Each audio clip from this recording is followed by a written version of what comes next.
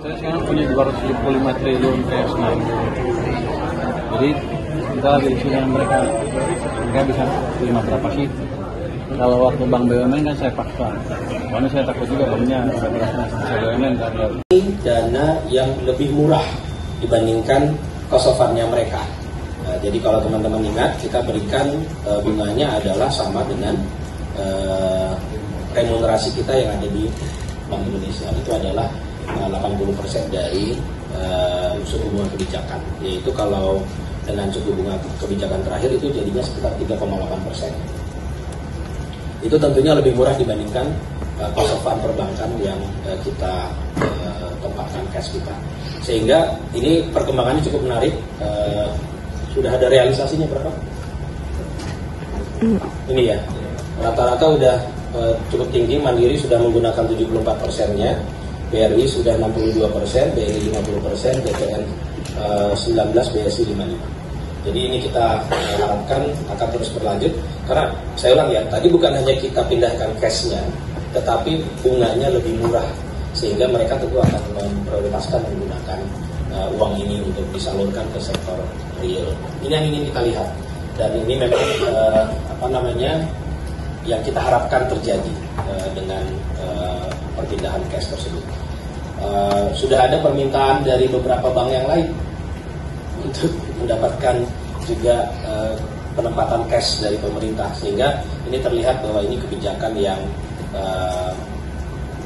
kelihatannya simpel gitu ya, hanya memindahkan cash, tetapi dampaknya bagi pertumbuhan kredit kita harapkan kalau di Agustus itu masih berapa? 7 pertumbuhan kreditnya 7. Nah ini kita berharap di akhir tahun ini bisa menuju ke 10. Sehingga itu akan cukup real nanti di kredit modal kerja, kredit konsumsi, kredit investasi, dan sebagian akan langsung berdampak pada performance dari PDB kita di Q4. Itu yang kita harapkan, sehingga kalau hitung-hitungan kami Q4 itu bisa akan mencapai sekitar pertumbuhannya 5,5%. Oke, lanjut. Bisa Himbara. Bisa. Capek lagi nih. Ini di mana-mana loh. Makanya saya friend sama Bapak. Jadi ngapain tadi Pak? Di dalam. Jadi tadi diskusi gimana strategi menciptakan pertumbuhan ekonomi yang lebih tinggi. Tapi kan ini sebagian besar think-tanknya Pak Prabowo kan.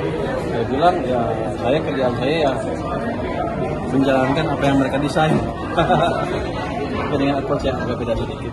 Bapak tadi ada Pak Soal dan antara nggak Pak? Kan ada Pak yang ada. Nggak ada. Pak, dulu ini apa lagi? Pak, penempatan dana BEP.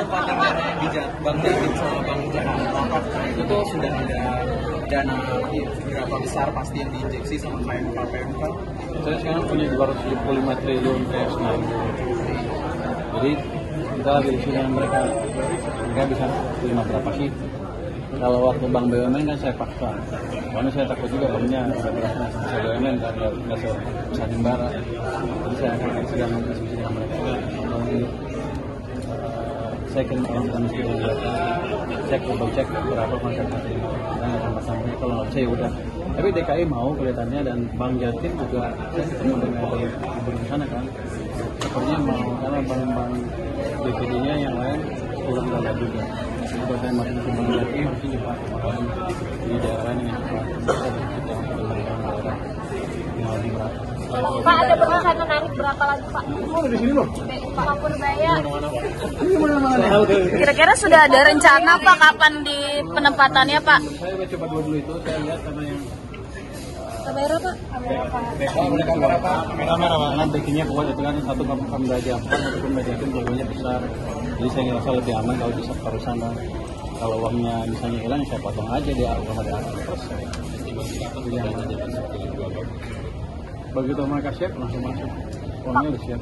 Pak Purbaya, sekarang udah BPJS katanya mau dihapuskan Pak, itu gimana Pak? Apanya? Tunggakan BPJS dari Saya belum dengar. hari ini. Pak, yang pengemplang pajak 60 triliun, Pak, update-nya gimana? Yang pengemplang pajak 60 triliun, udah ditagih semua, apa gimana, Pak? Wah, mereka baru masuk, sekarang hampir 7 triliun. Tapi kan pembayarannya kayaknya ada yang bertahap gitu. Tapi saya akan monitor lagi seperti apa. Biar pembayaran cepat ada sanksi apa gimana Pak? Biar lebih. Saya ngomong harus bicara dengan Dirjen Pajak saya seperti apa ini ya. Tapi saya harapkan sih bagian besar sudah masuk menjelang akhir tahun. Pak, nasib single salary apa udah ada komunikasi lagi Pak ke Pak RB? Single salary untuk ASN update-nya. Gaji tunggal Pak, gaji tunggal. Saya belum tahu. Oh, belum. Pak Purabaya berarti sekarang udah ngambil sal itu berapa banyak Pak? 270. Saya nggak ngambil sal, cuman salnya tempatnya dipindahin aja. Iya, itu udah berapa Pak yang dipindah? 200 masih sama. Oh masih 200. Ke depan ada berapa lagi model? Yang saya punya di bank sentral masih 270-an. Yang saya punya prosesnya kayak seperti itu. Yang di bank begitu kan nggak dibelanjain, cuma saya taruh di situ aja. Di buku saya tetap aja seperti itu, dia akan muterin sendiri. Kemarin Bapak bilang 270 triliun gitu ya? Hah? Iya pas yang di Siapa yang ngambil? 200 sudah dipindahin ke sana. Masih sisa 200. Itu masih sisanya Masih biaya 200. Itu kan naik turun terus kan. Ada pengeluaran, ada pajak, ada pengeluaran, ada pajak. Ya itu kira-kira yang di bank sentral itu geser-geser. Tapi yang pasti kan saya punya 200 di sana. Di sana saya perkirakan di BI masih ada kaitan mungkin 200 lebih. Jadi uang saya cukup banyak. Mau dijajanin Pak, hari ini bakal sertijab Ketua LPS gak Pak? Itu makanya approach-nya akan dari positif. Namanya mereka kamera Pak. mereka harapkan 2 bulan dari 2 bulan keluar ya. Karena utangnya keluarnya sekali-sekali. Tapi kalau saya ciptakan utang jangka pendek yang keluar 1 bulan, 2 bulan, 3 bulan, karena saya nggak perlu keluar, nanti kan saya masih keluar berapa? 100 triliun.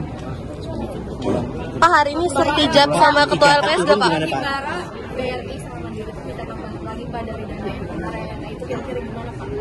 Siap Pak? Maka bilang ke Anda. BRI juga siap. Kita tadi Pak Dirut BRI siap. Dia ketakutan kali mau saya datangin. Dia bilang udah siap. Saya akan cek betul. Nanti saya akan diam-diam tapi ya betul siap apa enggak. Kapan datangin BRI-nya Pak? Jadi diem Kalau dikasih tahu bukan sih Kamera Pak, kamera. laporan izin Pak, kamera Pak. Tiketnya turun gimana Pak? lapor apa? Laporan World Bank kemarin semakin pekerja gig ekonomi di Indonesia semakin banyak. Pekerja apa? Pekerja gig ekonomi, pekerja gig ekonomi. Itu Gen Z makin banyak. Coba apa pelajaran kerja informal makin banyak. informal. Ya karena growth-nya lambat kan kemarin. Kalau kita ciptakan yang lebih cepat, itu informal pelan-pelan akan berkurang. Ini kita sedang kita coba balikkan arah pertumbuhan ekonomi kita. Ya kalau pertumbuhan ekonomi harusnya penganggurannya gede, tapi rekornya nggak besar, berarti masuk ke informal kan. Itu yang kita lupa. Karena informal kan kadang-kadang ya, yang kami nggak menentukan. Pak masih yang laporan World Bank juga Pak, itu kan pertumbuhannya ini prediksi di bawah 5% Pak. Kalau dari World Bank, IMF juga OECD. Laporan terbaru yang kemarin Pak dirilis untuk full year 2025. Buang apa tuh? Di bawah 5%, 4,8 Pak. Kita kan 5 yang 2 kuartal terakhir kita 5. Mungkin ya triwulan ketiga akan lambat karena memang perlambatan kemarin kan kita lihat 5 itu kan sebenarnya indikasi akan ini melambat. Sebenarnya triwulan keempat akan tumbuh lebih cepat.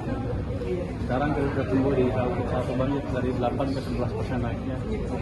Ya harapan tempat lain juga seperti itu dan saya yakin ekonomi kita triwulan keempat tumbuhnya akan di atas 5%.